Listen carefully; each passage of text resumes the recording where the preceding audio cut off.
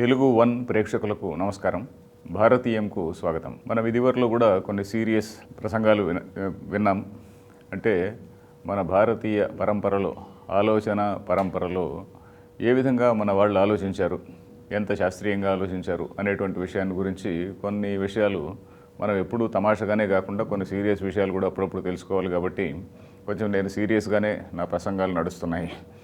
సిరీస్లో భాగంగా ఇదివరకు ప్రపంచ సృష్టి ఎలా వచ్చింది అనే దాని గురించి ఇదివరకు ఒక ఎపిసోడ్లో చెప్పాను. ప్రపంచ సృష్టి అంటే ఏమిటంటే మనకు ఏ విధంగా అయితే ఉన్న మనం ఏదో ఒకే ఒక సత్యం అంటాం కదా. ఆ సత్యం అనేటువంటిది ఏంటంటే it is all pervading consciousness అని. దాని నుంచి ఆకాశం అనేటువంటిది ఫస్ట్ మేనిఫెస్టేషన్ అని, ఆకాశాద్ వాయురగ్ని అవన్నీ ఒక సిరీస్ ఆ పద్ధతిలో చెప్పుకుంటూ వచ్చాం అన్నమాట. అది ఉపనిషత్తులు చెప్పేటువంటిది. రిలీజన్ చెప్పేటువంటిది ఒక పద్ధతిలో ఉంటుంది, ఉపనిషత్తులు చెప్పేది ఒక పద్ధతిలో ఉంటుంది. రిలీజన్ ఏం చెప్తుంది, దేవుడు అలా వచ్చాడు, నిలుచుకున్నాడు, అది సృష్టి చేశాడు, అది ఇది అంటుంది. కానీ ఫిలాసఫీ, ఉపనిషత్తులు ఆ విధంగా చెప్పవు కదా, రిలీజన్ పాయింట్ ఆఫ్ వ్యూలో చెప్పవు. కేవలం తత్వం అంటే ఏ విధంగా ఉంది అనే దాని తత్వం లాజికల్గా ఆలోచించి చెప్తాయి కదా. సో అందుకని వాళ్ళు ఏం చెప్పారు, వాళ్ళు మొట్టమొదట ఆకాశం వచ్చింది, తర్వాత వాయువులు, అగ్ని ఫస్ట్ వచ్చింది, అగ్ని తర్వాత మళ్ళీ జలం వచ్చింది, జలం నుంచి పృథ్వీ వచ్చింది, దాని తర్వాత చెట్లు చేమలు వచ్చాయి, చెట్లు చేమల నుంచి జీవులన్నీ వచ్చాయి అని చెప్పని అంటారు. చెట్లు చేమలన్నీ కూడా they became food far all the living beings. So ఇప్పుడు మనం కొన్ని మొక్కల్ని ఎక్కడెక్కడ పడేస్తే కొన్ని ప్యూట్రిఫై అయిన తర్వాత దానిలో నుంచి చిన్న చిన్న పురుగులు వస్తాయి. So something like that, we're all like that, we have all evolve like that అని. ఈ విధంగా ఇప్పుడు మనం డార్విన్ పరిణామ సిద్ధాంతము ఇది మనం ఏదైతే సమస్యలో చదువుతుంటామో ఎగ్జాక్ట్లీ అదే విధంగా మన ఉపనిషత్తులు కూడా అదే విధంగా చెప్తాయి. సో అంతవరకు మనము విన్నాం. అంటే ప్రపంచం ఎలా వచ్చింది అంటే 5 పృథివీ, ఆపహ, తేజో, వాయుర్, ఆకాశ అంటారు కదా. 5 పంచభూతాలు అంటారు చూడండి, earth, water, fire, air and space అని. ఇవి ఏ విధంగా వచ్చాయి అనేది అంతవరకు విన్నాం. తర్వాత ఇప్పుడు ఈరోజు మనిషి ఎవల్యూషన్ గురించి ఏం చెప్తాయి మన పుస్తకాలు, మనిషి ఎవల్యూషన్ గురించి ఏం చెప్తాయి. అగైన్ మనం 2 లెవెల్స్లో చూడాలి. 2 లెవెల్స్లో అంటే మన ఉపనిషత్తులు కాకుండా మన పురాణాలు ఇలాంటివి చూస్తే, పురాణాల్లో ఏదో కథ చెప్పింటాడు, బ్రహ్మదేవుడు అని వచ్చాడు, బ్రహ్మదేవుడు సృష్టి చేశాడు, బ్రహ్మదేవుడు కొంతమంది ప్రజాపతులను సృష్టించాడు, ఆ ప్రజాపతులు ఒకరొకరు 20 మంది భార్యలను పెళ్లి చేసుకున్నారు, పెళ్లి చేసుకున్న తర్వాత వాళ్ళకి 100 మంది కొడుకులు పుట్టారు. సో బేసికలీ ఈ పాపులేషన్ ఎలా పెరిగింది, ఇలా అవన్నీ చెప్పుకుంటూ వచ్చారు. బట్ ఇంకా ఆఫ్కోర్స్ వెస్ట్రన్ రిలీజన్స్ కూడా అలాగే చెప్తాయి. వెస్ట్రన్ రిలీజన్స్ కూడా ఏం చెప్తాయి, దేవుడు ఉన్నాడు, దేవుడు ఫస్ట్ అతన్ని యాడమ్ అనేటువంటి వాడిని క్రియేట్ చేశాడు, ఆ యాడమ్ అనేటువంటి వాడి ఒక ఎడమ పక్క ఎముక రిబ్ దాన్ని పీకి దాన్ని తుంచేసి దానిలోకి కొంచెం ప్రాణం పోసి దానిలో నుంచి అనే ఆమెను తయారు చేశాడు. సో వాళ్ళిద్దరూ కలిసి మళ్ళీ వాళ్ళ నుంచి మెల్లిమెల్లిగా వాళ్ళ సంతానం అలా పెరిగింది అని మనకు వాళ్ళ వెస్ట్రన్ రిలీజన్స్ 2 కూడా అలాగే చెప్తాయి. సో ఆ విధంగా that is something based on something belief. So మనకు శాస్త్రీయంగా ఆలోచించినప్పుడు ఎక్కడి నుంచి ఆలోచించాలి, శాస్త్రీయంగా ఆలోచించినప్పుడు మన నుంచినే ఆలోచించాలి. ఎందుకంటే I am the examiner, I want to know how the universe has come about and I want to know how the human being has evolved.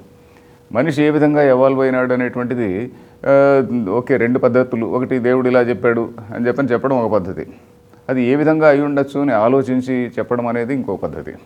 So ఏ విధంగా అయి ఉండొచ్చు అని ఆలోచిస్తే మన ఓన్ నేచర్ వీళ్ళు పరిశీలించుకున్నారు.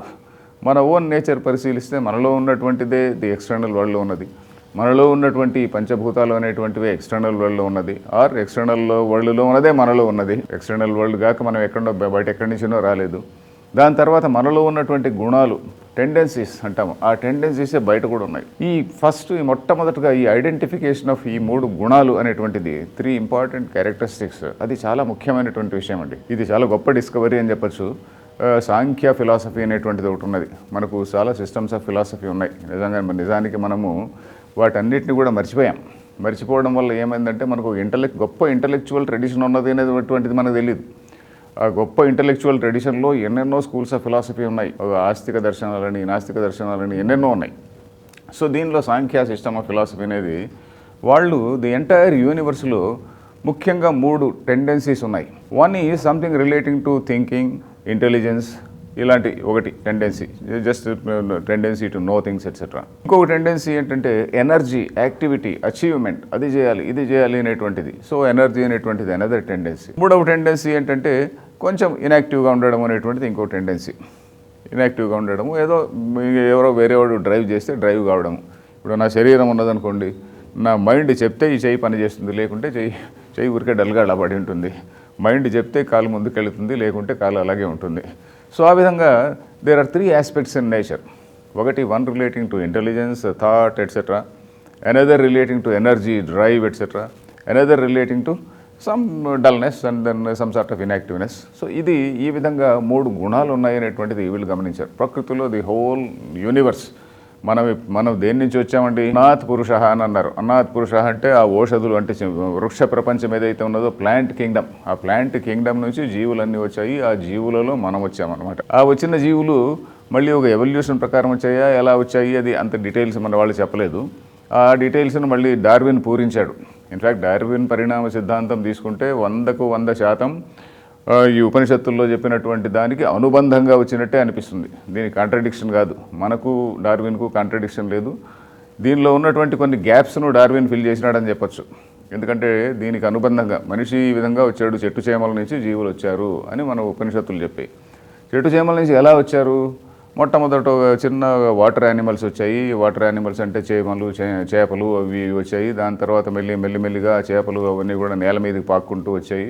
నేల మీదకి పాక్కుంటూ వచ్చిన తర్వాత 4 లెగ్డ్ యానిమల్స్ వచ్చాయి.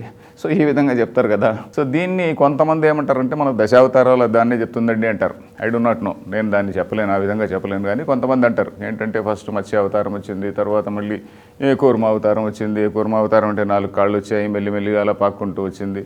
దాని తర్వాత మళ్ళీ చిన్నగా సమదర్ యానిమల్ వరాహ అవతారం వచ్చింది. సో ఆ విధంగా ఈ విధంగా ఇవన్నీ కూడా దే టాక్ అబౌట్ ఎవల్యూషన్ అని చెప్పని మన వాళ్ళు అంటారు, కొంతమంది అంటారు. కానీ బట్ ఐఎమ్ నాట్ షూర్. దాన్ని పక్కన పెట్టండి. దాన్ని పక్కన పెట్టి ఇప్పుడు హ్యూమన్ బీయింగ్ అనేటువంటి వాడిని ఫస్ట్ తీసుకుందాం, మిగతా వాటిని పక్కన పెడదాం. ప్రకృతిలో 3 గుణాలు ఉన్నాయని చెప్పాను కదా. ఈ 3 గుణాల్లోనే ఏమున్నాయి? ఈ 3 గుణాలు ఇందాక ఎక్స్ప్లెయిన్ చేసిన ఇంటెలిజెన్సు, ఎనర్జీ అండ్ డల్నెస్ అనేటువంటివి. మనలో ఉన్నటువంటిది కూడా అదే. మనలో ఏమిటి? ఎనర్జీ, మన థింకింగ్ అనేటువంటిది ఒకటి ఉన్నది. ఆ థింకింగ్ పనికొచ్చేటువంటి సాధనాలు ఏంటివి? Mind and also the 5 senses. మనకు 5 ఇంద్రియాలు ఉన్నాయి. తర్వాత మైండ్ అనేటువంటిది ఒకటి ఉన్నది. This is something which is from, దీనికి ఒక పేరు కూడా పెట్టారు, సత్వగుణము అన్నారు. ఆ సత్వగుణము అనే దాని నుంచి, ప్రకృతిలో ఉన్నటువంటి సత్వగుణము నుంచి వచ్చినటువంటిదే ప్రతి జీవిలోనూ ఉన్నటువంటి మైండ్ అండ్ సెన్సెస్. ప్రతి జీవిలో కూడా ఉన్నాయి కదండి. చీమలో ఉన్నది, దోమలో ఉన్నది, చీమకు కూడా ఒక మైండ్ ఉన్నది, దోమకు కూడా ఒక మైండ్ ఉన్నది. వాటిలో ఉన్నటువంటి mind and also the senses అవన్నీ కూడా ఎక్కడి నుంచి వచ్చింది అంటే ప్రకృతిలో ఉన్నటువంటి the so called intelligence aspect, ఆ సత్వ ఆస్పెక్ట్ నుంచి వచ్చింది. ప్రకృతిలో ఉన్నటువంటి ఎనర్జీ ఆస్పెక్ట్ నుంచి మనకేమొచ్చింది? ప్రాణశక్తి. నేను ఇప్పుడు మాట్లాడుతున్నానంటే దేర్ ఇస్ సమ్ ప్రాణశక్తి అనేటువంటిది ఒకటి ఉన్నది. Some energy has to be there. I'm spending some energy. So ఆ ఎనర్జీ అనేటువంటిది that is there in all animals. ప్రకృతిలో ఉన్నటువంటి ఎనర్జీ ఆస్పెక్ట్, దానికి ఒక పేరు పెట్టారు, రజోగుణం అన్నారు. ఇంకొక ఆస్పెక్ట్ ఉన్నది. ఇప్పుడు బాడీ అని చెప్పాను, నేను ఉదాహరణ ఇచ్చా. నా బాడీలో రక్తము, మాంసము, బోన్స్ అవి ఇవి అన్నీ కూడా ఉన్నాయి కదా. ప్రతి జీవిలోనూ, ప్రతి జంతువులోనూ ఏదో ఒకటి ఇట్లాంటిది ఒక సాలిడ్ మ్యాటర్ ఒకటి ఉంటుంది. ఈ సాలిడ్ మ్యాటర్ అనేటువంటిది ఏంటి? It is like a machine. ఇప్పుడు కారు తీసుకుంటే కారులో అన్ని అసెంబ్లేజ్ ఉంటుంది. అసెంబ్లేజ్ ఆఫ్ వేరియస్ కాంపోనెంట్స్ కదా. దీనికి ఏది? మెషిన్. ఆ మెషిన్ లాంటిది అది మీ బాడీ. దానిలో పోసేటువంటి ఫ్యూయల్ లాంటిది మనకు ఉన్నటువంటి ఎనర్జీ అంటున్నాం. తర్వాత డ్రైవ్ చేసేటువంటి వాడు ఎవడైతే ఉన్నాడో, ఇంటెలిజెంట్ పర్సన్ ఎవడైతే ఉన్నాడో, అది మైండ్ లాంటిది. సో ఇది ఒక చిన్న ఉదాహరణ మనం పెట్టుకుందాం. సో ఈ విధంగా బాడీ మైండ్ కాంప్లెక్స్ అనేటువంటిది ఎక్స్టర్నల్ యూనివర్స్లో ఏదైతే ఉన్నదో ఈ విధంగా డెవలప్ అయింది. తర్వాత ఇంకొకటి ఏంటంటే ఈ మనకున్నటువంటి 5 సెన్సెస్ కూడా ఒక్కొక్క సెన్స్ ఆర్గన్, ఒక్కొక్క ఎలిమెంట్ నుంచి వచ్చినటువంటిది. ఒక్కొక్క సెన్స్ ఆర్గన్ అంటే ఇప్పుడు శ్రోత్రము అనే ఒక చిన్న చెవి అనుకోండి, అది దేని నుంచి వచ్చింది? స్పేస్ అనేటువంటి దాని యొక్క ట్రాన్స్ఫర్మేషన్గానే వచ్చింది. బయట ఉన్నటువంటి ఎలిమెంట్స్ ఏవైతే ఉన్నాయో వాటి ట్రాన్స్ఫర్మేషన్, వాటి యొక్క మారు రూపమే మనలో ఉన్నటువంటిది. So that is the reason why my ears can only listen. శ్రోత్రేంద్రియం అంటాం కదా, ఇట్ కెనాట్ టేస్ట్. సో అదేవిధంగానే శ్రోతం తర్వాత స్పర్శ అంటాం అనుకోండి. స్పర్శ అంటే వాయువు. స్పర్శకు వచ్చేటువంటిది వాయువు అనేటువంటిది బేసిక్గా చెప్పారు. దాని తర్వాత మనిషి ముట్టుకున్నా, ఏది ముట్టుకున్నా వాయువు అనేటువంటిది ఫస్ట్ స్పర్శ ఇచ్చేది మనకు. దాని తర్వాత ఇంకోటి ఏమిటి? కన్ను లైట్ను చూస్తుంది. అంటే సో అగ్ని అనేటువంటిది లైట్ సింబల్ కదా, లైట్ మారు రూపం కదా. సో కన్ను అనేటువంటిది it is a transformation of that ఫైర్లో ఉన్నటువంటి ఏదైతే మనం ఫైర్ అంటున్నామో దాని యొక్క మరో రూపమే కన్ను. సో అదేవిధంగా సృష్టిలో ఉన్నటువంటి జలము అనే దాని యొక్క మరో రూపమే ది సెన్స్ ఆఫ్ టేస్ట్ అనేటువంటి. సృష్టిలో ఉన్నటువంటి ఏదైతే సాలిడ్ మ్యాటర్ అనేటువంటిది ఉన్నదో దాని యొక్క మరో రూపమే సెన్స్ ఆఫ్ స్మెల్. ఆ సెన్స్ ఆఫ్ స్మెల్ అనేది ఘ్రాణేంద్రియం అంటాం కదా, ఈ విధంగా. సో మైండ్ అనేటువంటిది ఈ 5 ఎలిమెంట్స్లో ఉన్నటువంటి సత్వగుణం, ఆ ఇంటెలిజెన్స్ ఆస్పెక్ట్ ఏదైతే ఉన్నదో, ఒక్కొక్క ఇంద్రియం ఒక్కొక్క ఎలిమెంట్లోని ఒక ఇంటెలిజెన్స్ ఆస్పెక్ట్ నుంచి ఒక్కొక్క ఇంద్రియం వచ్చింది. But mind can coordinate all these things. Mind అనేటువంటిది చిన్న కంట్రోల్ రూమ్ లాంటిది. సో మైండ్ అనేటువంటిది it has come from the intelligence aspect of all the 5 elements. So ఆ విధంగా బాడీ మైండ్ కాంప్లెక్స్ అనేటువంటిది ఆ విధంగా వచ్చిందంటారు. మరి ఇది మనకున్నటువంటి ఎనర్జీ ఎక్కడి నుంచి వచ్చింది అంటే అదే ప్రకృతిలో ఉన్నటువంటి ఆ ఎనర్జీ ఆస్పెక్ట్ అనేది ఏదైతే ఉన్నదో ఆ ఎనర్జీ ఆస్పెక్ట్ నుంచి మనకు ఎనర్జీ వచ్చినది. అదే ప్రకృతిలో ఉన్నటువంటి మన డల్నెస్, ఆ గ్రాస్ బాడీ అంటాం కదా, ఆ గ్రాస్ బాడీ, దానిలో ఉన్నటువంటి ఆ గ్రాస్నెస్ మన గ్రాస్ బాడీగా ఏర్పడింది. సో ఈ విధంగా మనకు ఈ 5 ఎలిమెంట్స్ అండ్ ఇంద్రియ ఇవన్నీ కూడా ఏర్పడ్డాయని చెప్పని మనకు ఇది వస్తుందన్నమాట. సో ఇది ఏ విధంగా వచ్చారంటే, ఏ విధంగా ఆలోచించారు, ఏ విధంగా ఇది డెరైవ్ చేశారంటే కేవలం మనల్ని మనం ఎగ్జామిన్ చేసుకోవడం ద్వారానే ఎనీ ఆన్సర్. ఇప్పుడు మనకు బయట కనిపించేటువంటి వస్తువులన్నింటినీ కూడా మనం ఏదో మెషిన్ ద్వారా కనుక్కోవచ్చు. బయట all physical world we can examine by seeing. Internal world ఏదైతే ఉన్నదో మనకు ఇంద్రియాలకు కనపడనటువంటిది, మనసుకు తెలియనటువంటిది, దాన్ని ఏ విధంగా తెలుసుకోవాలి అంటే we have to look inward అంటారు. అందుకని ఇన్వర్డ్ అధ్యాత్మ అని అంటుంటారు చూడండి, దాని అర్థం ఇదే. We have to look inward అంటే we have to examine what am I అనే దాన్ని ఎగ్జామిన్ చేసుకుంటే then we find some answers. So this looking inward అనేటువంటిది that is something which is a very unique character in Indian philosophy. అది మీకు western ఫిలాసఫీలో కనపడదు. Western ఫిలాసఫీలో ఒకప్పుడెప్పుడో గ్రీక్స్లో కొంత ఉండింది. తర్వాత గ్రీక్ కల్చర్ ఎప్పుడైతే డెస్ట్రాయ్ అయిపోయిందో, Greek civilisation was destroyed by in the Roman conquest. అది ఎప్పుడైతే డెస్ట్రాయ్ అయిపోయిందో అప్పటి నుంచి ఆ వెస్ట్రన్ వరల్డ్లో 18th century వరకు దీని గురించి ఐ అనే దాని గురించి అన్వేషణ లేదు. నేను అనే దాని గురించి ప్లేటో ఆ సమయంలో, సోక్రటీసు, ప్లేటో ఆ సమయంలో ఉంది కానీ, అంతకంటే ముందు కూడా ఉంది కానీ, అంటే వాళ్లకును మన దగ్గర ఉన్నటువంటి మన ఇండియన్ సేజెస్ వీళ్ళందరికీ చాలా క్లోజ్ కాంటాక్ట్స్ ఉండేవి. అది that also we have to in fact that ఆ ఫీల్డ్లో ఎక్కువ రీసెర్చ్ జరగలేదు. రీసెర్చ్ జరిగితే then we will come to know more things. So but when the Greek civilisation was destroyed by the Romans, ఆ తర్వాత మళ్ళీ చాలా కాలం ఆ డార్క్ పీరియడ్, మిడిల్ ఏజెస్ అవంతా కూడా దాన్నంతా డార్క్ పీరియడ్, డార్క్ ఏజెస్ అంటారు. ఆ పీరియడ్లో ఏమి దీని గురించి ఇన్వెస్టిగేషన్ లేదు. దాని తర్వాత మళ్ళీ 18th centuryలోనే ఎప్పుడైతే ఈ వెస్ట్రన్ సొసైటీ వాళ్ళందరూ కూడా ఇండియాకి వచ్చి ఇవన్నీ కూడా గమనించారో, then they started mind sciences అనేటువంటిది. ఇప్పుడు కాన్షియస్నెస్ స్టడీస్ అనేటువంటిది చాలా ఫ్యాషనబుల్ స్టడీస్. ఇప్పుడు మీరు గూగుల్లో కానీ దేనిలో కన్నా వెళ్ళి కాన్షియస్నెస్ స్టడీస్ అంటే సో మెనీ థింగ్స్ అపియర్. ఇవన్నీ కూడా బేస్ ఎక్కడ ఉన్నది అంటే ఏదో పతంజలి యోగ సూత్రాలు, లేకుంటే ఉపనిషత్తుల్లో చెప్పినటువంటి మైండ్ మ్యాటర్ దీని గురించి చెప్పినటువంటివి. బుద్ధిస్టులు కూడా చాలా దీని గురించి చాలా మాట్లాడినారు. కాన్షియస్నెస్ అంటే ఏమిటి అనే దాని గురించి వాళ్ళు కూడా చాలా గట్టిగా చెప్పారు. సో వాళ్ళు చెప్పిన దాన్ని తర్వాత సాంఖ్యులు వీళ్ళందరూ కూడా ఖండించారనుకోండి. But anyway those debates we see that intellectual debates on what is consciousness, who am I అనే దాని గురించి ఇంతండి ఇంటలెక్చువల్ డిబేట్స్, వాటన్నిటి ఆధారంగానే మోడర్న్ సైన్సెస్ ఇవన్నీ వచ్చాయి. ఏది మోడర్న్ సైకాలజీ కావచ్చు, ఇంకా ఈ మోడర్న్ కాన్షియస్నెస్ స్టడీస్ కావచ్చు, ఇలాంటివన్నీ వచ్చాయి అన్నమాట. సో ఇది ఇంత శాస్త్రీయంగా మనిషి యొక్క ఎవల్యూషన్ గురించి చెప్పడం అనేటువంటిది మన ఓల్డ్ బుక్స్లో కనిపిస్తుంది. ఇంకొక పుస్తకం కూడా ఉంది for your reference if somebody is interested. మనకు యోగ వాసిష్టం అని ఇంకొక పెద్ద బుక్ ఒకటి ఉన్నది. ఆ యోగ వాసిష్టం అనేటువంటిది 6 volumes అనుకోండి, 6 books అనుకోండి. దానిలో 2nd volume స్థితి ప్రకరణం అని ఒకటి ఉన్నది. ఆ దానిలో చాప్టర్స్ 47 to 50 చూస్తే ఎంత సైంటిఫిక్గా ఆలోచించారంటే it is the mind which creates the body. మొదట ఏదో బాడీ అంతా క్రియేట్ అయ్యి దానిలోకి మైండ్ రాలే. Will to live, will to survive. ఇప్పుడు వాళ్ళు డార్విన్ వీళ్ళందరూ కూడా విల్ అంటారు కదండి. ఆ విల్ టు సర్వైవ్ అనేటువంటిది మొట్టమొదట ఉన్నది. ఆ ఈగో ఐ అనేటువంటిది, ఆ దానివల్ల దట్ ఈస్ క్రియేటింగ్. దానికి ఆ ఐ అనేటువంటిది ఇట్ వాంట్స్ టు సీ, కన్ను అనేటువంటిది ఏర్పడుతుంది. It wants to taste, so it రసనేంద్రియం ఏర్పడుతుంది.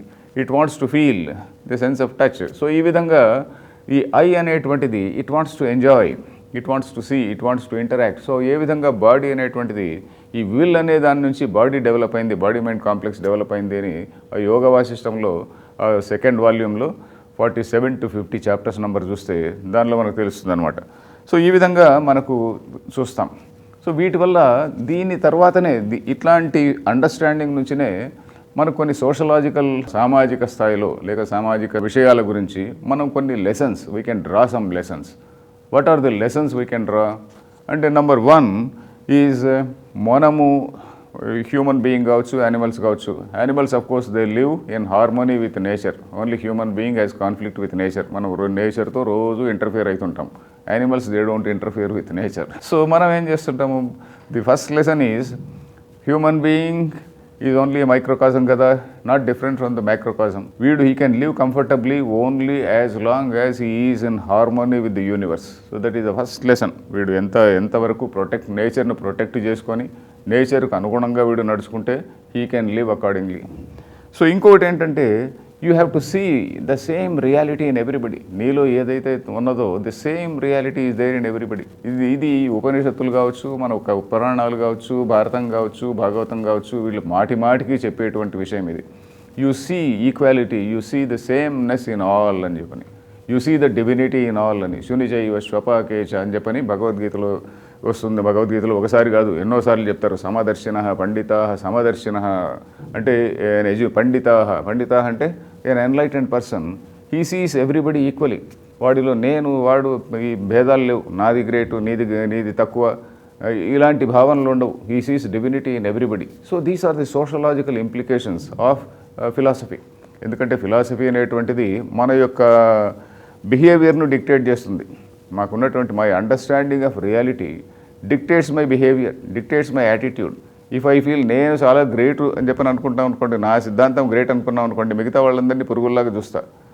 అరే అలా కాదయ్యా, everything has derived from one only. నీకు ఒక ఒపీనియన్ ఉంటే okay, you please hold your opinion, it doesn't matter, but I see divinity in you అనేటువంటి ఒక మ్యాగ్నానిమిటీ ఈ భారతీయ తత్వశాస్త్రంలో ఉంది. సో అది మనకు తెలియాలండి. ఇట్లాంటి బేసిక్స్ అన్నీ కూడా మన పిల్లలకి కూడా, మన యంగ్ పీపుల్కి, వీళ్ళందరికీ కూడా తెలిస్తే నిజంగా our people will feel proud of our intellectual heritage. So కాబట్టి ఇవన్నీ తెలుసుకోవాలని నేను విజ్ఞప్తి చేస్తూ సెలవు తీసుకుంటున్నాను. Thank you.